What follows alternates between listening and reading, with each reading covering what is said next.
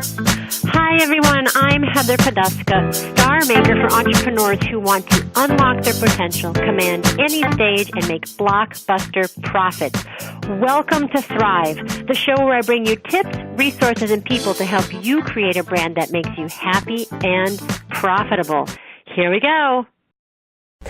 Hi everyone, I'm Heather Poduska, and welcome to this episode of Thrive, How to Create Enchanted Success with my guest, Mega Rodriguez.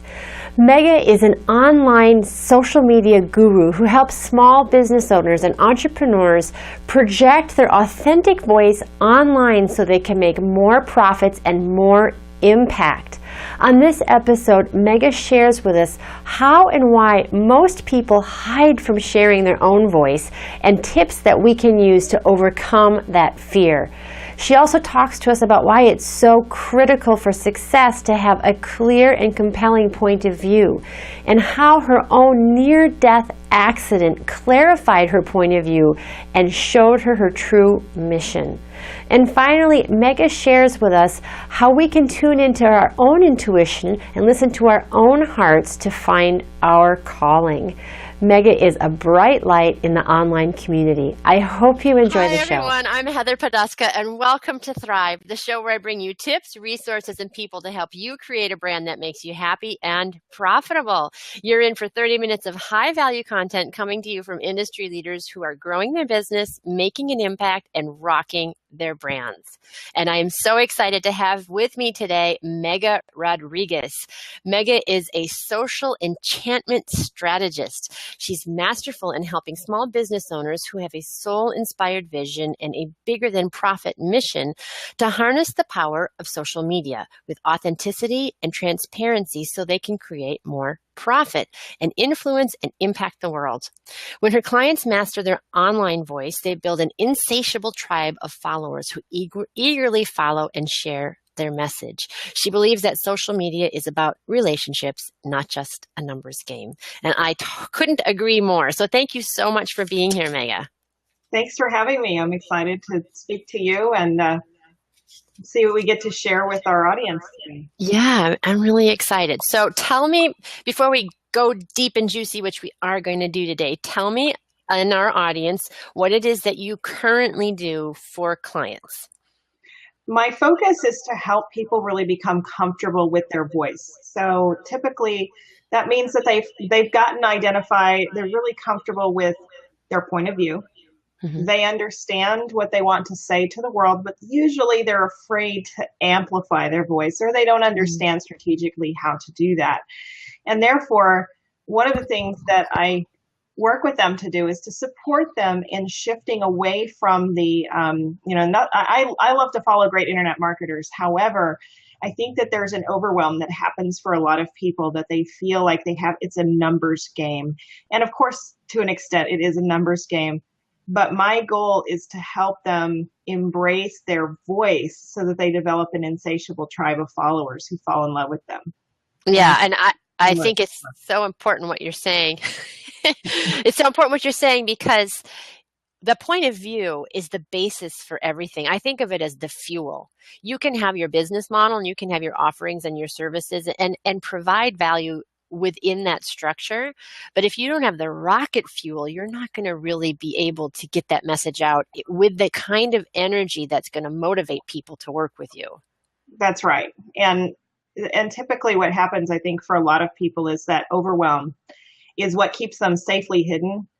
And that bleeds out the rocket fuel. Yeah. So how are ways that people stay hidden? Well, how does that show up? My own experience. People stay hidden in a few ways. Number one, they stay in technical overwhelm, which means they're constantly having to learn more, do more. They feel like the to-do list is the reason that they're not successful. So they say they got to have a landing page, or their website's not done, or they don't have an email marketing system set up, and they rely on the technical things to say, well, I can't do anything until those are right. And the fact is that sloppy success is better than perfect paralysis. And that's a tweetable. Yeah. Yeah. So that's one big way people hide out. The other way that people hide out is that um, they actually stay small by staying inside of the lines of what they think people want to hear rather than what their soul actually wants to speak into the world. So they'll blend in. It's kind of like chameleon syndrome. They're Mm. they're so concerned that somebody will unfriend them or unlike them or unsubscribe or unfollow, whichever version of social media it happens to be, that they'll just stay very much in the middle lane. And there's no success in the middle lane. That's just mediocrity and Mm. frustration.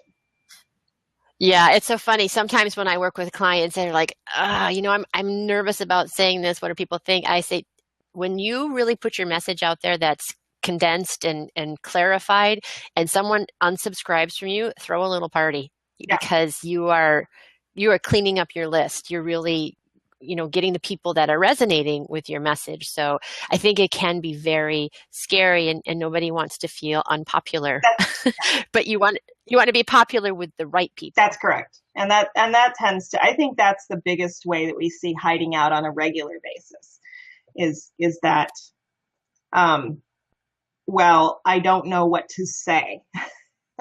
Hmm. And I think that's why some of my best clients have worked with somebody who's helped them shape their voice. So they've worked with a branding person who has given them a strategy, or they've worked with even a business coach who has helped them understand what it is that their niche is. So a lot of Hmm. times they're trying to serve the world rather than the small group of the part of the world they're supposed to serve. Well, and I think that's a really good point because people think niches out there. Who is my niche out there in the world?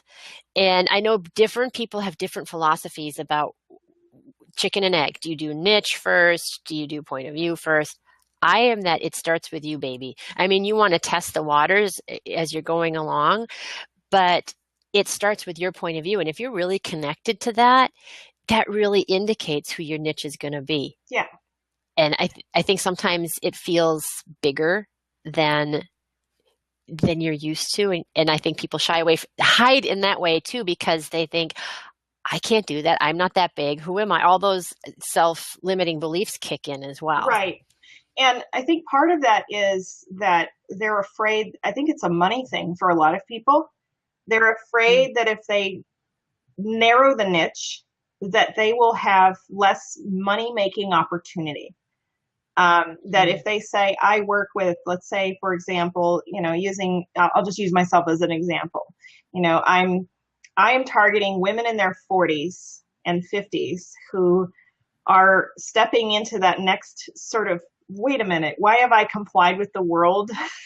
I actually have something Mhm. to say. Like, those are my people. And it took me a long time to understand that I'm really not serving 30-year-old millennial women. It's not to say that I won't get one who says, wow, I'm inspired by you. And it's not to say I won't get a 65-year-old woman, but my niche is a certain group of women going through a certain journey and a certain experience in their life. And I can't worry that there's somebody I might miss. And it's not that I don't serve Mhm. men. It's just I'm a woman. I'm living a woman's life, and I'm living a woman's experience of getting visible. And sometimes I'll have men say to me, "Does that mean you don't work with men?" And I'm like, "No, it's just the most common conversation, the one where I can have the deepest expression of truth and self to connect with my tribe so that they want to invest in me and I don't have to actually go beg for money."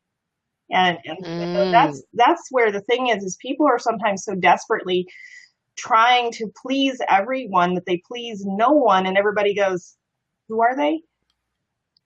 Yeah, and also you end up marketing to people who aren't going to buy from you, and that is so soul crushing because you're putting your work out there and you're like, why is nobody buying from me? It's because you're not speaking to the right That's audience. right. And so the way I think you have to narrow that down is what are you have to ask yourself some key questions. What am I actually offering? Like, what do I get paid? Where is my gold mine? What do I get paid to do? So that's like the first question. Then you say, who needs that? Who is waking up in the morning with a problem so painful But they're like, if someone could solve this problem for me, I would pay any amount of money. Now, of course, you don't price yourself out of the market. You also don't price yourself as the lowest point in the market, which is part of what people will do, is they'll sort of play safe and go small. And you can have a few people, like this has really been a big process for me, is I have 2 programs now. I have a program that I can serve the world, and it doesn't take a lot of energy out of my being to support those people. And then I said, okay, how do I serve those people that fall into that key niche and charge what I'm worth, what experiences I've lived through, what, all these things that I bring to the table to support them. And my number, when it was all said and done, is I need 7 people in my most defined, highest level program that alone, if no one else, if I sold nothing else to anybody else, those 7 people in the world who resonate with who I am, that would be enough to feed me comfortably for a year. And so that's awesome. I think that's where a lot of people go off, is they're trying to serve everybody. Talk to me a little bit about I'm hearing an echo. It might be me. You hear an echo? Hang on. Okay. Okay. Where's my headset? Bear with me. Okay, no problem. So while you're scenes. Hold on. No problem. I also noticed my Comcast is slow. Shout out to Comcast. Oh, okay. And it's raining outside. So. Well, it is still, is it? I don't know. Is it still Mercury in retrograde? Oh, yeah, Mercury's still in retrograde. And I'm still working through my visibility stuff. So. Well, I don't want to blame poor Mercury all the time, but it is a handy excuse. Okay. Is that better? No, okay. So I'm not reverberating anymore, but, I wanted to ask you about those different levels, because I think people get confused. And I know I was really confused for a long time about this, that you can have different levels in your business and still have the same core message. It doesn't mean necessarily that it could mean that you have different audiences. You could have different audiences, different service areas in your business. Right. Like you might have business coaching and like speaking services or something like that. Like that might be an example of me, different. But I think people get confused. How do I serve these people and these people and these people? So can you talk to us a little bit about what it means and how someone would go about having a way to serve different audiences, but that are aligned with your superpower? Definitely. I like that, superpower. So I will again use my example, because I think what has happened is I use a process when I teach my clients, and I call it it's like a money mountain rather than a sales funnel. And it's that at the top of the mountain is the message you'd shout out to the entire planet. It's the message that you are meant to provide to the world. Maybe you had survived cancer. I've got some friends that are actually prime examples of this. They were, one of them was in hospice this time last year. She's now completely clear of cancer. Whoa. And why did that happen? So who does she get to teach now? Well, she gets to teach the people who specifically and it doesn't have to just be cancer. It could be whatever it is that is so disabling that it looks like it's going to take their entire life out. And, and it doesn't have to mean it's going to kill them, but it could mean they're in complete paralysis. So she puts her point of view on Facebook. She uses Facebook. I don't see her using Twitter or anything else. So she uses Facebook. But every day she wakes up and she reads what inspires her and she shares it. So that's free. That goes out to everybody. It doesn't take any energy out of her intellectual property. And what a lot of people do is that they think that the only thing that they have to share with the world is their intellectual property. So they'll start spilling out all of the, how did I do this for free? And then they have nothing behind the curtain. So then they say, oh, I don't have a high level program because I already give everybody everything.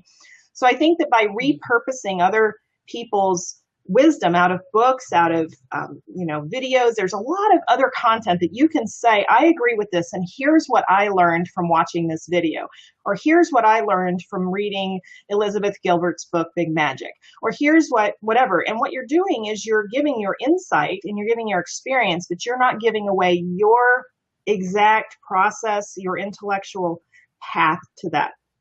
And then you develop for me, this is what's working. You develop a community in some way, shape, or form, whether it's a group you create on Facebook or it's an email list, that the only way people get certain amounts of wisdom from you is by opting into that email list. And the email that you send is so juicy that people don't want to opt off of it because that's the only place they get it, which means you don't share that email link out to Facebook. You keep it to, you have to subscribe to get this, or create a blog that people have to subscribe and join as a free member in order to read it. So there's ways to do it where you're giving a little more content and a little more wisdom for free or almost free. And then you move it on down the line where you create a product that anybody can afford without having to go to their husband. Because one of the things, and I'm not picking on husbands, I got one myself, and especially since I talk, and I don't think men do this as much because I've talked to a lot of men. They don't go usually to their wives and go, honey, can I go buy that $20 product? And make decisions that they just go, that's what I want and I'm getting it. And I think that there's something we can learn as women to say, if that's what we want, then pursue it. Don't wait for permission from whoever, whether it's you go ask your 15 girlfriends to tell you whether or not you should do it. And so when you put out a product that they don't have to go, oh my gosh, I got to rearrange my rent budget this month, or whatever the case might be. Maybe they don't have a lot of money to invest with you, or maybe they have a ton of money to invest with you, but they say, you haven't proven to me that you deliver timely. You haven't proven to me any sort of relational experience. So they'll buy something from you just to see how you sell, which means, how does your autoresponder work when they purchase it? Do you send them a Christmas card? Do you send them a Valentine's? Do you do something that's a relational wow that then makes them go, oh, you offer that, and I just know I love you so much. I will, tell me how much it is and I'll pay it. And I've had that experience. I used to have a very limiting belief that I was charging too much for some stuff because I had a coach that made me cry a lot. And she said, fire all your clients. You're charging too little and you're wearing yourself down. And I'm like, oh my gosh, no one's going to pay that. And I remember doing my first sales conversation with someone who had contacted me. She said, I got a referral from somebody that said I should work with you. And I do my sales pitch, which only took 10 minutes. I had 30 minutes blocked. I had a conversation with her. 10 minutes in, she says, where do I pay? And I went, I didn't even tell her how much. She's like, I want to work with you. And that is the thing, is that the people who are aligned with us, that really are supported by who we are, that know that they'll get the results when they work with us, those are the people that'll just go, tell me where I sign up. Right. Absolutely. I totally agree with that. So I have a question. I was listening intently to what you said, and there are some really prominent names in internet marketing and coaching that talk about give your best stuff away for free. What do you think about that? I think there's a way you can give your best stuff away for free and not actually give it away. And I know that I know some of those people, and that's exactly what they do.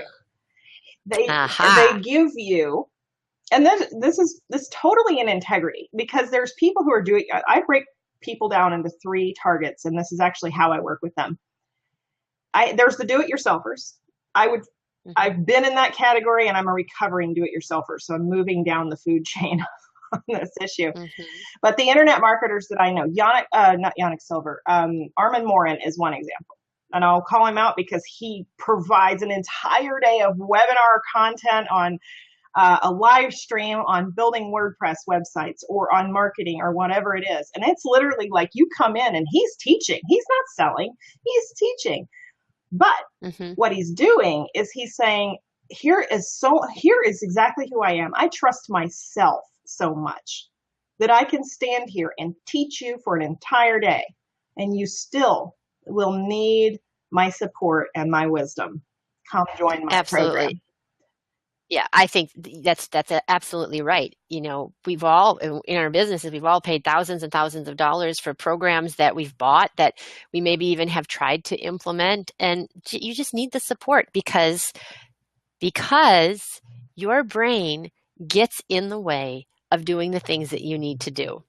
And you can't be objective about it. You need that outside voice helping you. Like someone may come to you, Mega, and say, I really, I'm ready for that next step. I want to turn up the volume and I've tried. And Mm-hmm. they maybe really did try on their own, but they need someone else there holding their hand and guiding them through the process. Yeah.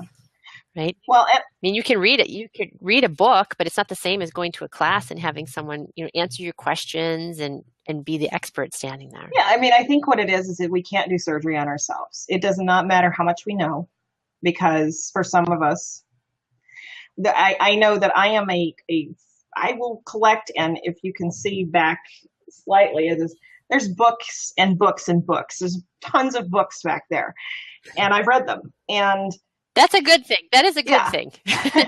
It's a good thing to have back there. But everything that I read, we won't even get into my Kindle account. That's a whole other discussion.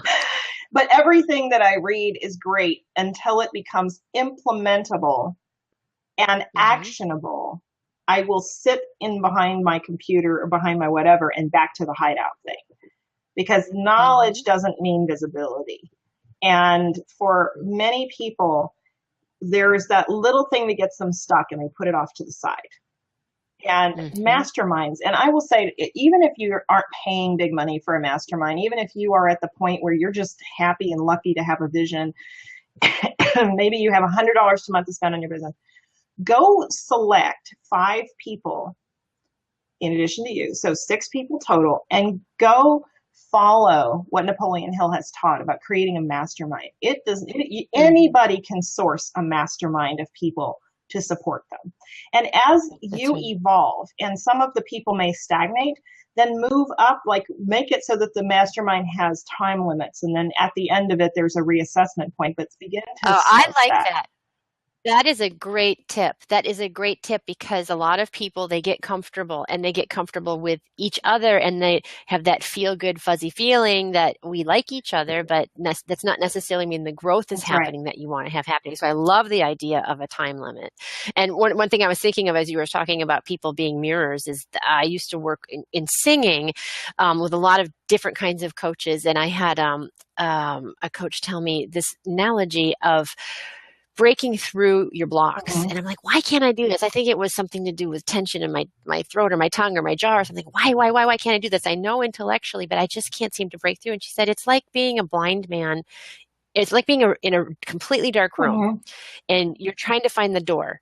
The light switch. I'm not telling this metaphor very well, but you're in a completely dark room and you're trying to find the light switch, and you're feeling along the walls, and you're feeling along the walls, and you're like, I know it's here, and every time you get to the light switch, you stop and scratch your nose, and then you go on and you go on and you go on. So it's there, but you keep doing the same habit over and over again, and someone has to say, stop scratching your nose in front of the light switch. Right. So we're not self-aware in that unconscious way. And that's where I think a lot of success or failure happens, is in that unconscious place until you can excavate it and bring it forward. And that's why you need mentors and mastermind partners. So I want to get back to something that you were talking about before, because you brought it up again about journey and point of view. So I want to put you on the spot, and I want you to tell us your point of view and how you got there. No pressure.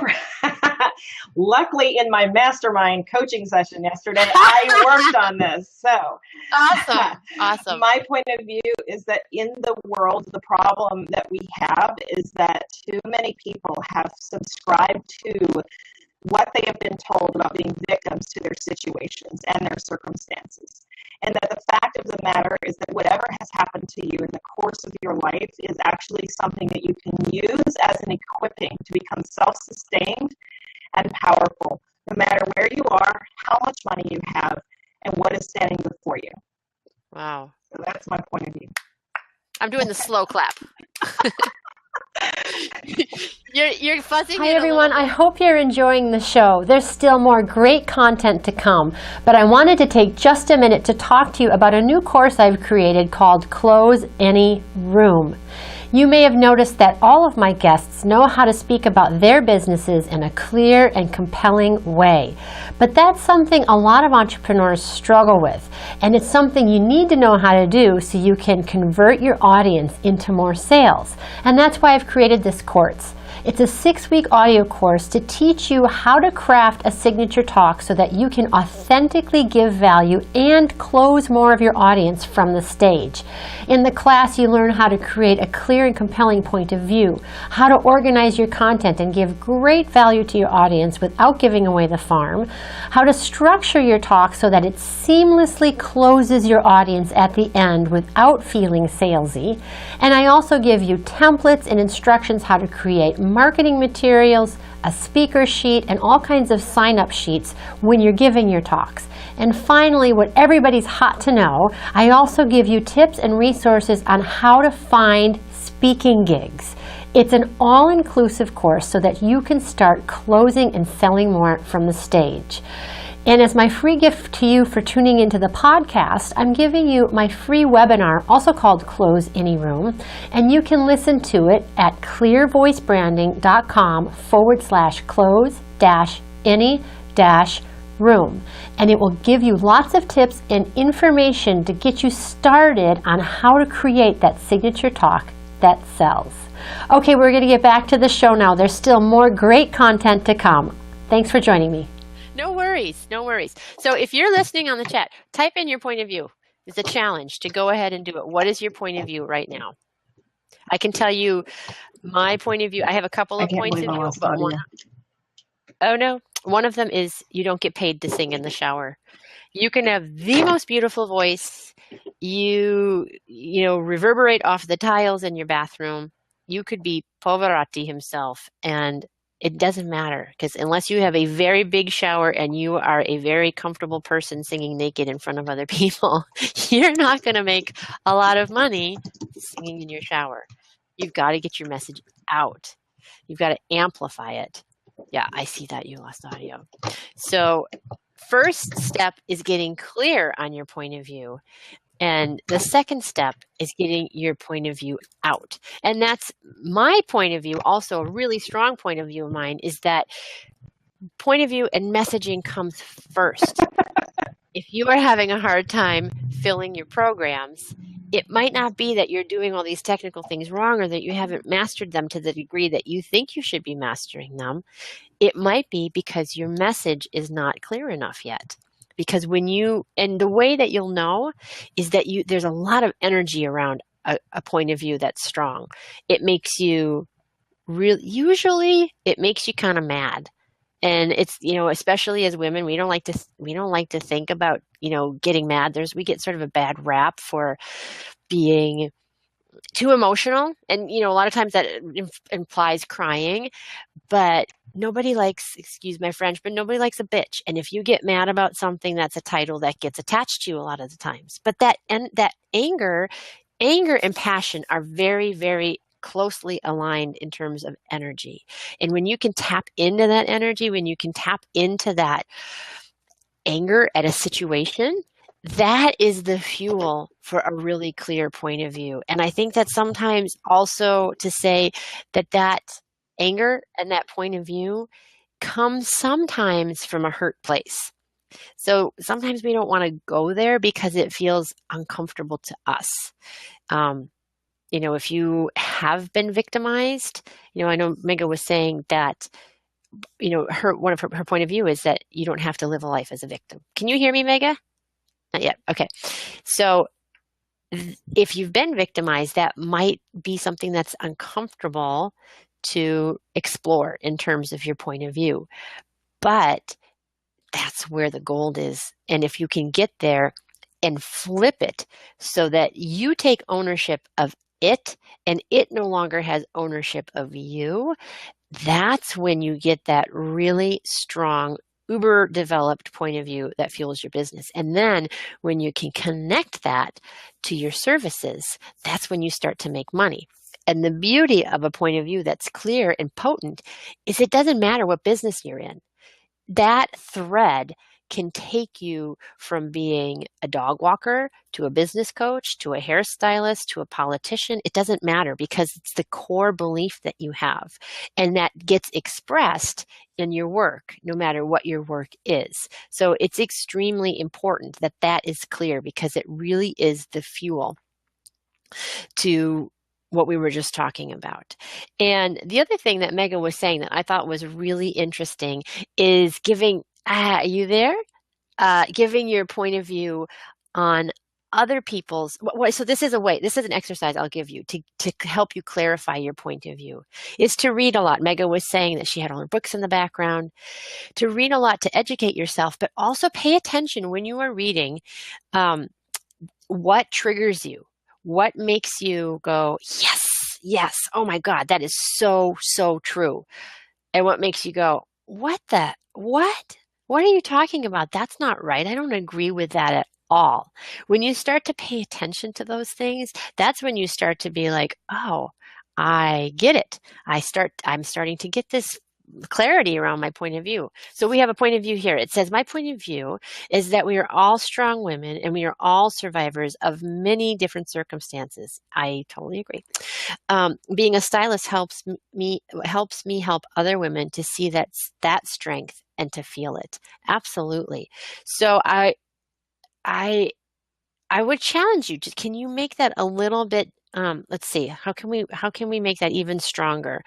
My point of view is that we are all strong women and we are all survivors of many different circumstances. Okay, so what's the next thing? So we're all strong and we are all survivors of many different circumstances. What would be the next sentence or the next phrase after that? What does that do for you in your life if you're strong and you're a survivor? So I would add the words, so that. If you write that point of view again, and you said, my point of view is that we are all strong women and we are all survivors of many different circumstances. So what? So that what can happen? What is the result of that? So that is where, and I love that you're helping other women see their strength, that they're all strong.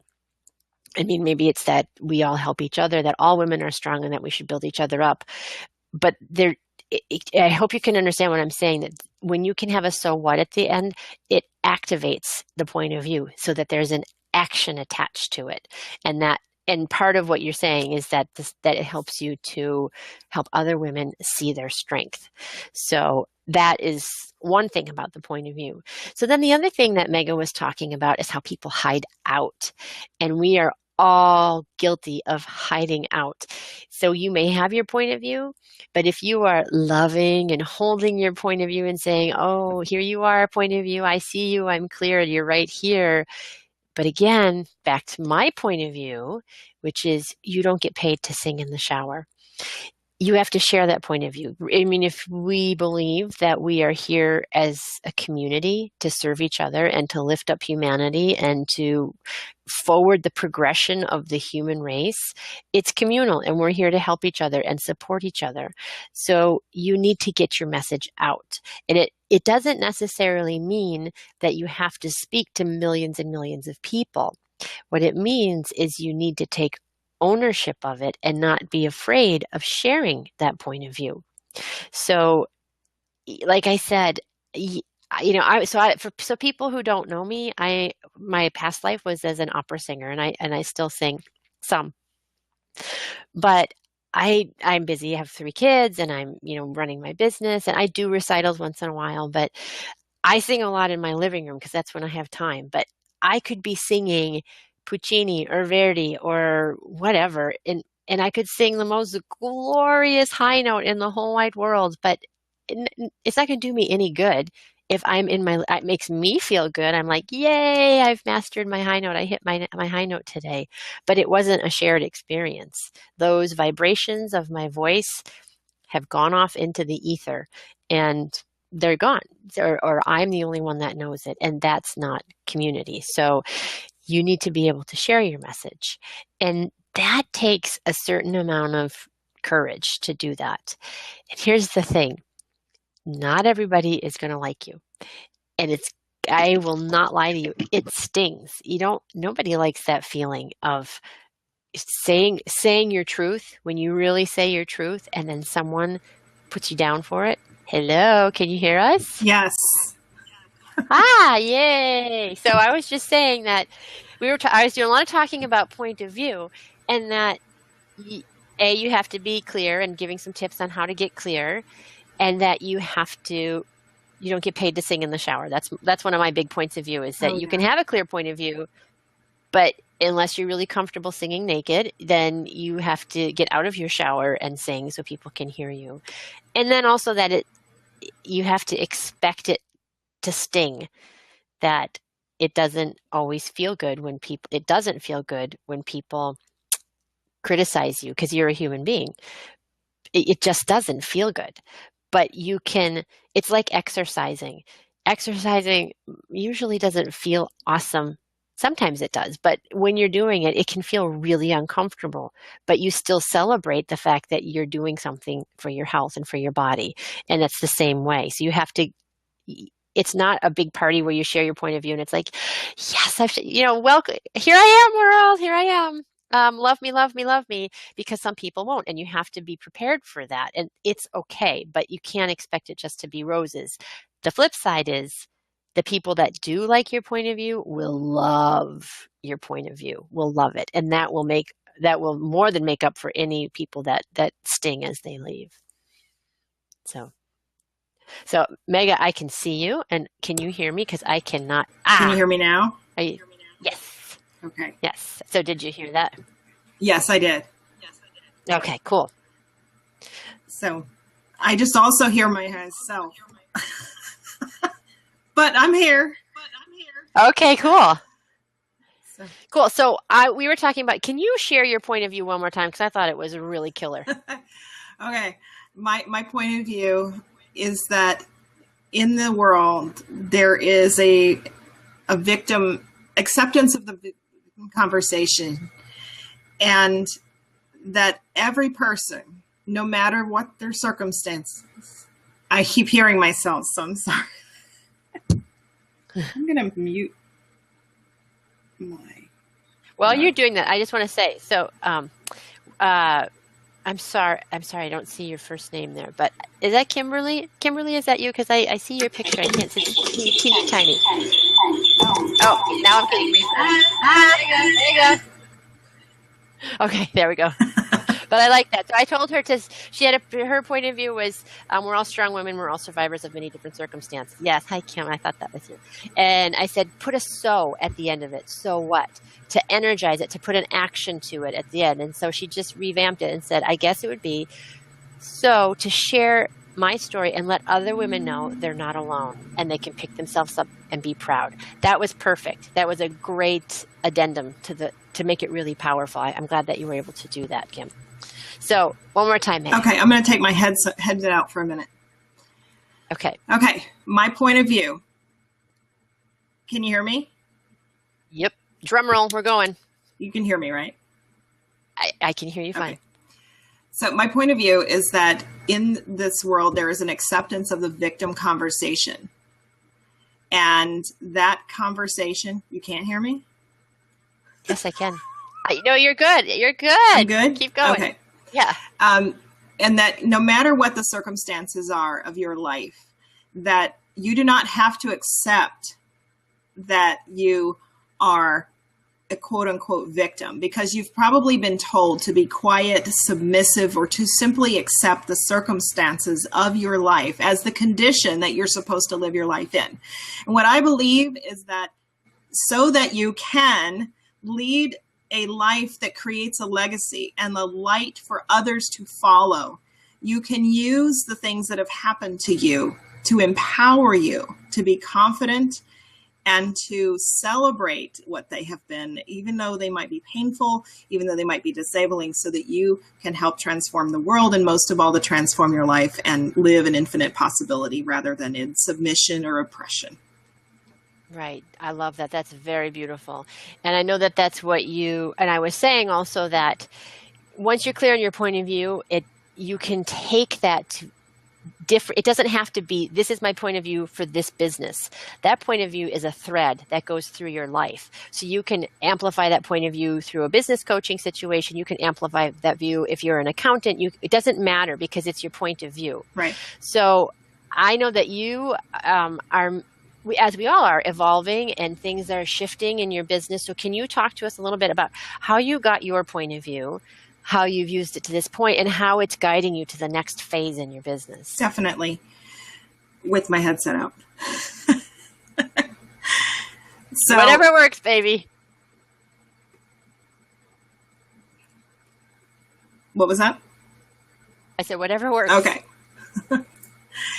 So what has gotten me to where I am today is that, the left brain side of me is that I know all the technology and I know the social media and I know all of those things. However, those things don't inspire my soul. So I just said, how do I take what I know, my brain, and how do I bring it to tie with my heart?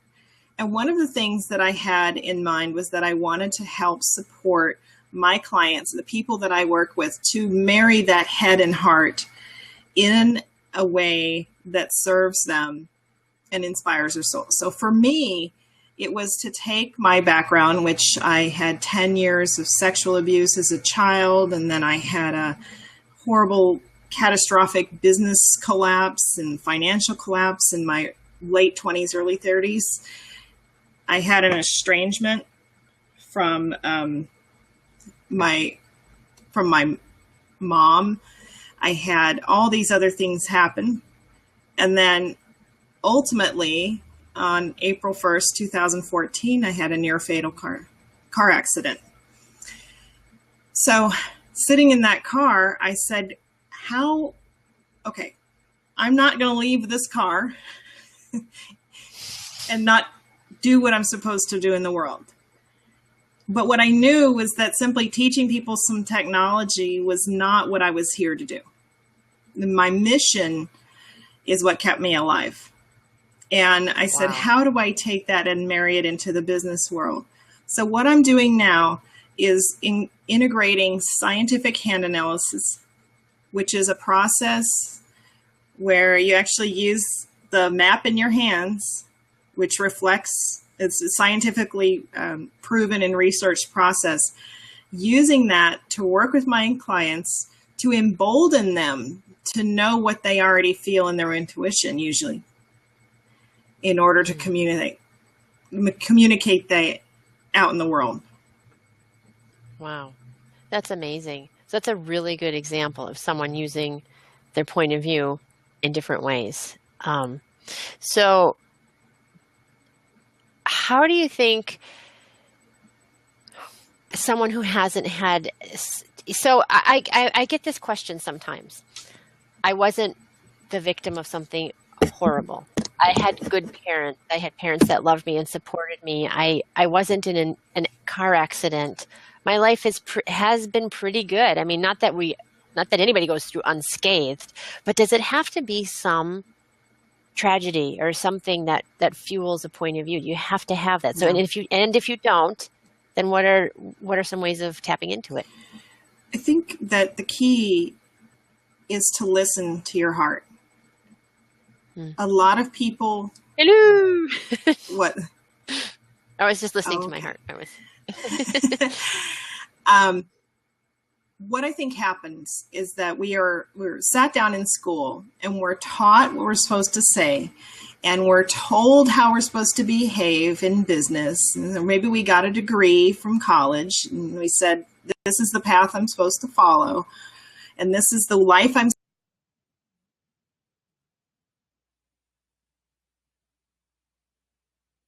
Oh, Mega was on a roll. Oh, we lost her. We get so supposed to live, and we get socialized. So Mega was saying that we get socialized to think that we're supposed to be a certain way, to think a certain way, to feel a certain way.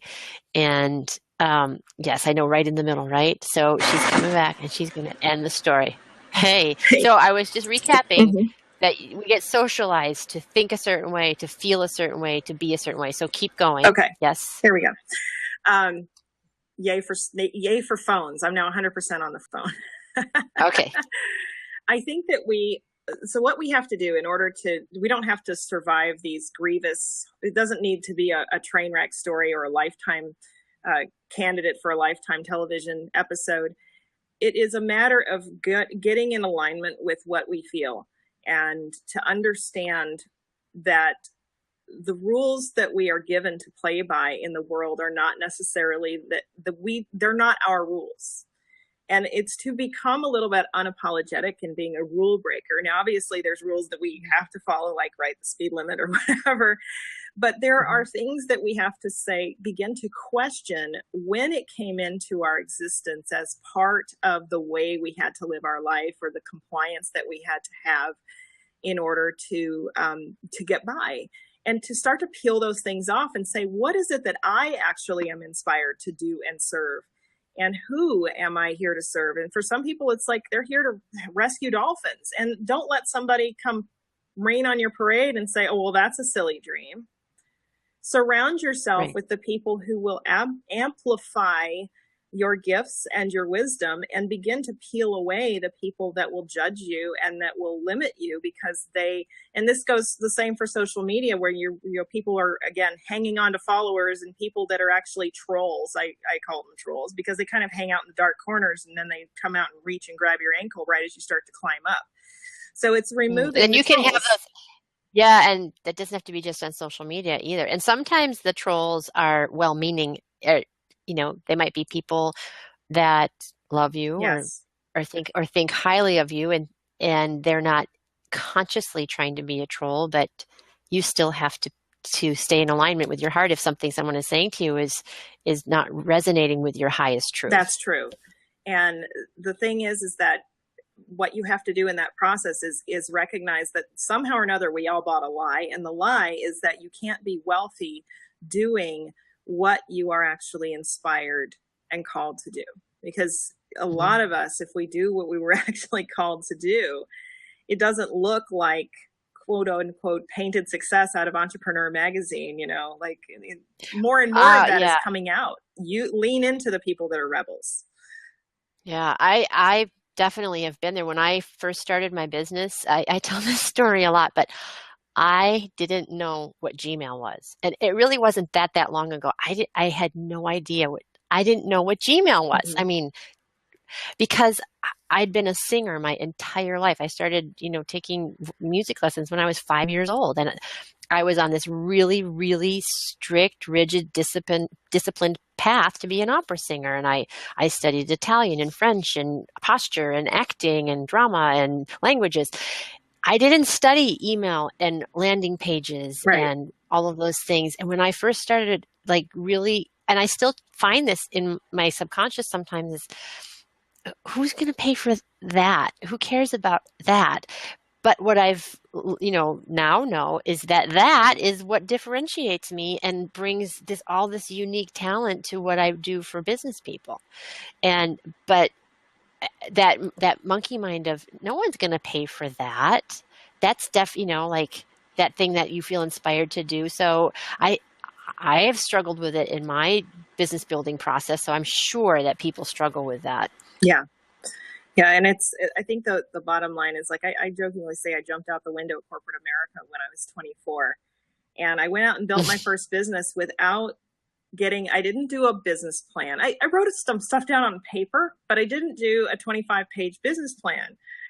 And I had people around me going, well, if you're going to start a business, the first thing you have to do is sit down and write that whole business plan out and get it, because you need to get an investor. And there was all these things that I'm like, okay. And did I end up running into some issues? Oh, yes. And that's why I say I have the master's degree in the School of Hard Knocks.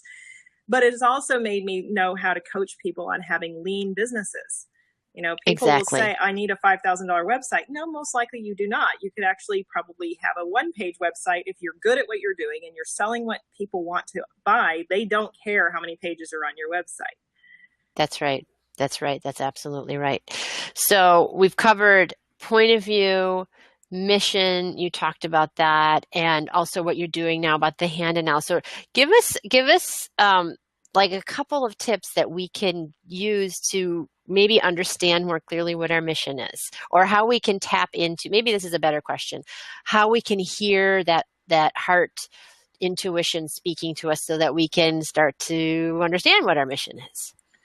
I think that one of the big things, and I'm learning this even for myself every day, and it's a process of getting quiet. It's stepping away from the noise. It's getting off of Facebook. It's having that urge in the morning, which I can say I've fallen back into the habit recently. Whenever I do, I get disconnected from the message. And that's in the morning, having silent time. When you do not go on Facebook, you do not check your email. You find it, it doesn't matter when you do it, as is important as that you do it. And it's to find quiet time somehow and ask whatever you call higher guidance. Ask higher guidance to give you a message in that silence, a sign, an image, whatever it is that comes into your mind's eye. And ask how that leads you to where you go next. Now, it doesn't mean that you go, oh, I saw someone cliff diving, so now I'm going to go. You look at the messages that come in, because they will. When you ask from a place of authenticity, the messages and the signs will show up. And sometimes they'll show up around you and outside, just in everyday life. So that's the second tip. And it kind of leads from the first, which is to ask. And then the second is to become aware of the signs and to become aware of patterns that are going on in your life. I had this happen to me recently. So, well, first of all, I have to say, I love morning time. And this morning, I usually get up at 5 and I have 20 minutes of meditation. Then I hit the gym. And both of my middle schoolers this morning had homework, and they got up and I was like, okay, let's do the homework. But a few weeks ago, I had gone to meditation, and it was a listening meditation to listen outside, then listen to the noises in your head, like the buzzing and the clicks of your body, and then really try to just stay open to the voice. And the voice I heard said, go with the flow. I'm like, okay, whatever. I don't know what that means. I'll go with the flow. I'm going with it.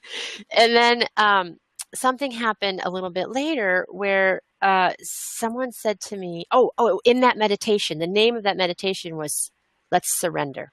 Let's surrender, right?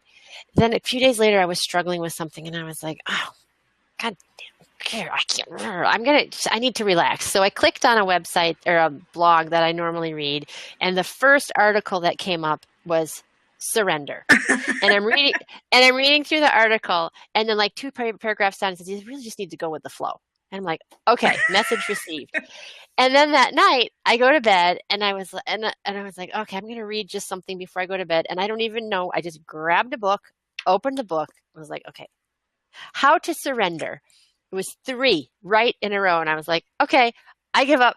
I surrender. Getting the message. So, yeah. And at this point, I think it's a perfect time to share when you're paying attention to the signs. So sometimes the signs of what you're supposed to be doing shows up in the resistance of things. And I can say, and I did a lot of work since last week, so Lord knows what would have happened to this broadcast had I not done some work in between. But my life purpose is creative expression in the spotlight, and mother in the spotlight. Those are what is in my hands is the things I'm supposed to be doing.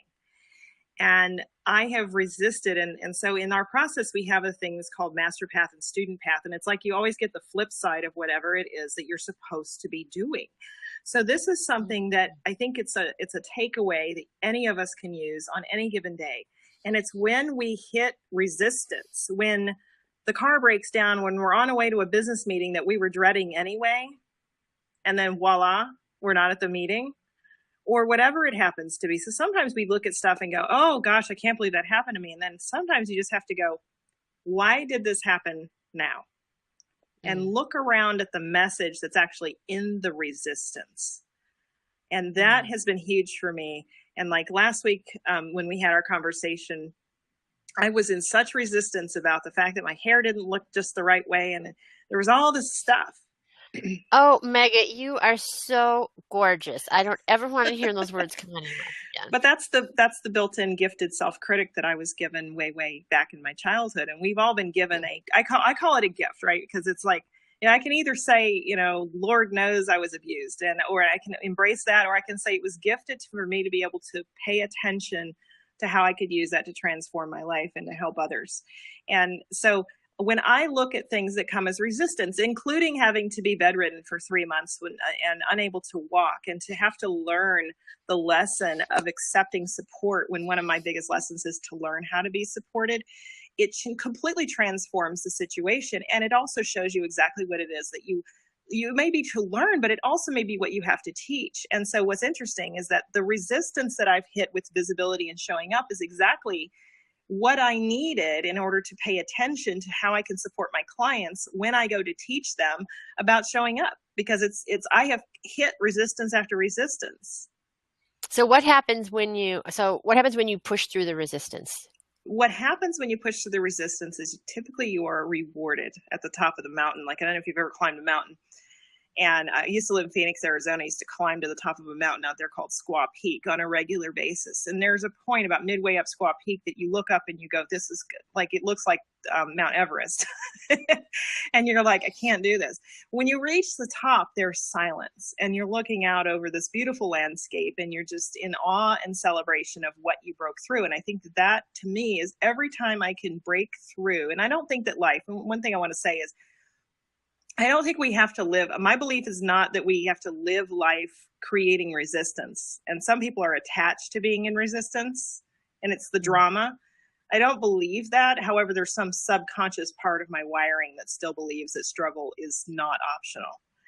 So what's the difference between, and how do you know the difference between chaos and the thing that's saying no, and resistance that you should push through? Well, chaos, I have a 2-year-old. I think chaos is, to me, it's like a precipitated, there's a mess, there's noise, there's just like the example that you gave, the example of not wanting to go to the meeting and your car broke down. How would you know that it wasn't just resistance and that you should get a cab and get there anyway? That's I think you hear that in your intuition. And many of us have been disembodied from intuition. We're just supposed to use these brains and get there. And your heart, if you were dreading the meeting before you got there, when the car gets a flat, you say, why did this happen?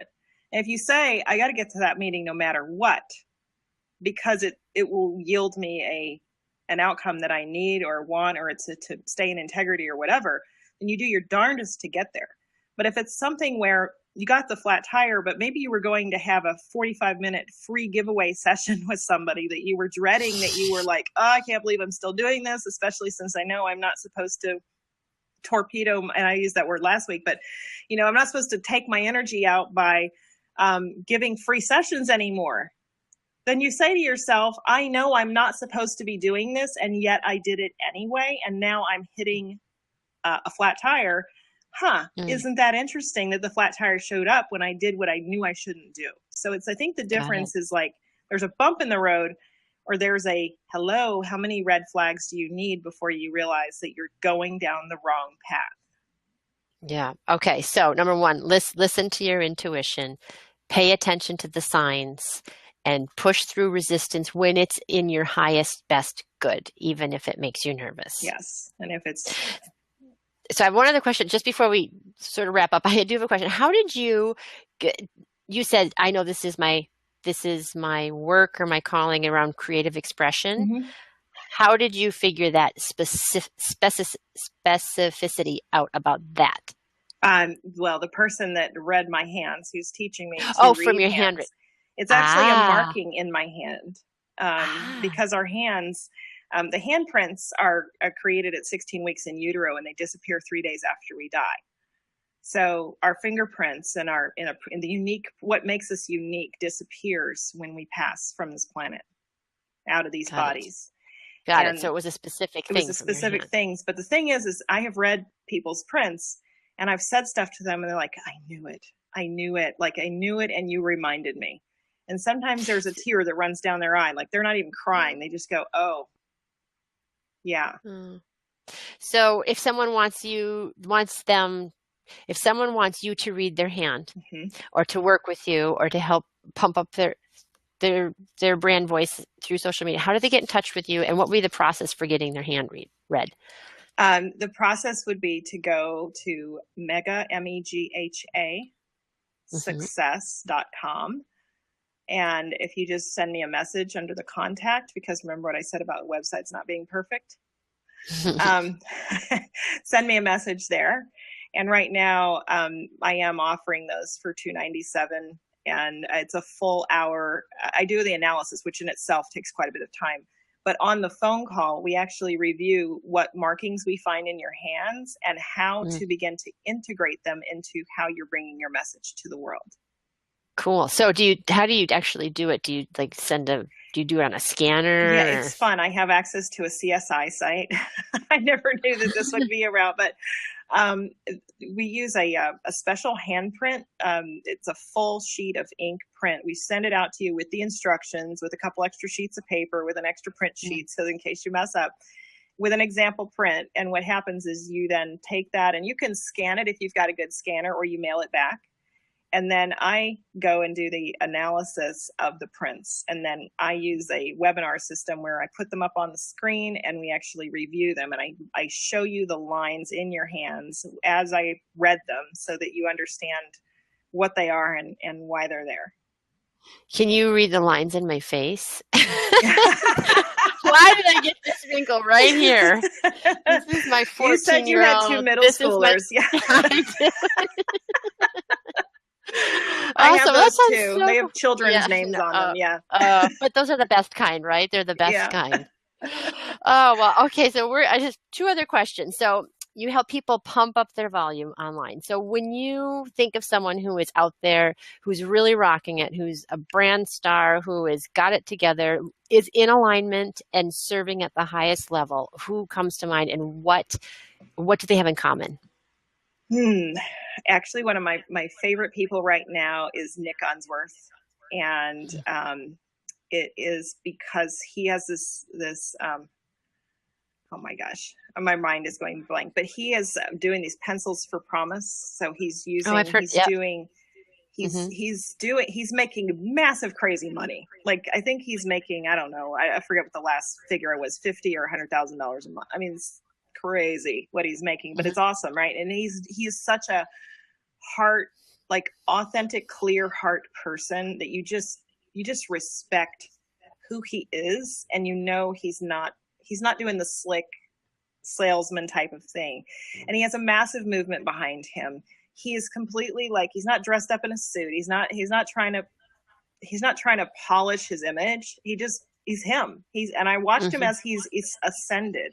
So he's one of those people. And for me, one of the big things is that, are they doing social business? Because in this world, one of the most limiting beliefs, I think, is that you cannot be both wealthy and make a massive difference, because when people are still living in money fear, they have a judgment many times about wealthy people, and that they are somehow or another they're not generating for the world the kind of difference that they can make. So I think so it's a marriage of wealth and then paying forward. Yeah. Oh, I love that. Wealth, paying forward, in alignment, being yourself, giving back. I love that. And I also think that if you're doing business right, it is social anyway. That's a belief that I have. So, all right, last question. There's so much to be grateful for, but right now, let's be really present in this moment right now. What are you most grateful for? I am most grateful for the fact that I took the risk that I did to step into the spiritual teacher training that I'm doing now. And I have been matched up with someone that when I first encountered her, I was like, the whole world must know about her. And yet I have come to learn so much about myself in working with her, because she ended up being my mastermind buddy. So right now, my gratitude in the utmost goes to Siddiqui Soul Ray, who is my mastermind partner. And along with that is Beth Davis, who's my teacher, who so wisely matched me up with her. So. Oh, that's awesome. It's so important to have people that that are your mirror and that have your back. Yeah. When you're in those moments of those holy shit moments, Yeah. someone is there to get you back on track. So I am so grateful for you. And thank you so much. For people who don't know, this was our second time around, and Mega was so kind to come back because I was, I don't know what happened to the last recording. So, it is a thrill and pleasure for me anytime I get to sit down and talk to you, Mega, because I love your message. I love your point of view. I think that you are a person who is brand star. You are walking your talk, and you are showing up to bring more light into the world, which is really the biggest wealth generator there is in all ways. So thank you so much for being here and showing up again. And thank you for all of the people that came and hung out with us. And as always, my gift to my audience is my free webinar on how to make more money speaking, which you can go to at clearvoicebranding.com/close-room. So thank you so much for being here, Mega. I put your website in the chat, and if people want to get their hand read, which sounds uber cool, I highly suggest that they do that. So thank you so much. Thank you. I appreciate being here, and thank you to everybody who joined, and I thank you for sticking with us through my technical difficulties, apparently, to try to continue to hide out. So. But you pushed through the resistance, so there you go. I did. Okay. Yes. Thank you, Mega. Take care. Take care. Hi everyone, thank you so much for joining me for this episode of Thrive. I loved having you here. I love having you as part of my community. And if you're enjoying the show, I would love it if you share it with your friends on Twitter, on Facebook, or wherever they're hanging out. I also want to let you know you can leave me feedback or comments. I love hearing from you. Just post those at heatherpoduska.com. You can also leave suggestions for topics that you'd like to know more about, or if there's someone you'd really like to see on the show, let me know that as well. Okay, until next time, here's to hitting all your high notes. Take care. Bye-bye.